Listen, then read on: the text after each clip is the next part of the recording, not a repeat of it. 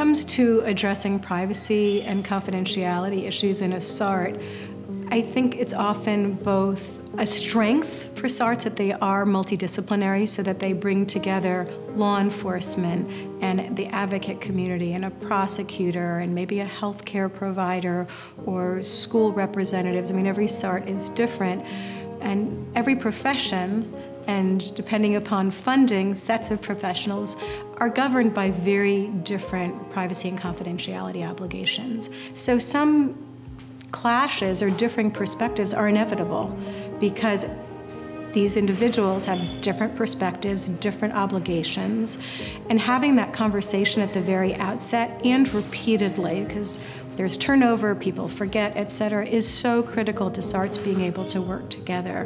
When someone is unwilling to share a survivor's personal information, it's not that they don't trust their colleagues on the SART, but rather maybe the survivor has requested certain information not be shared.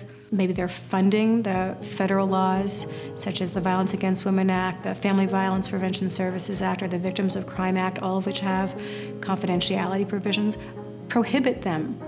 They may not, under federal law, share that information without the survivor's consent. So I would ask them to take a step back and say, what are you trying to accomplish?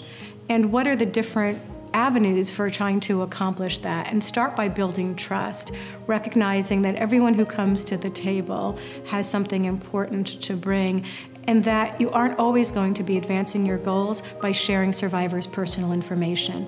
In fact, by trying to force that hand and make that happen, it may have the absolute opposite reaction, that you may not get the participation that you want. You may get survivors who stop coming forward because they don't want their information disclosed in this context. It really is, are we providing survivor-centered services in our community in a way that makes it safe for survivors to come forward, to have their needs identified, and for us as a community to address those needs.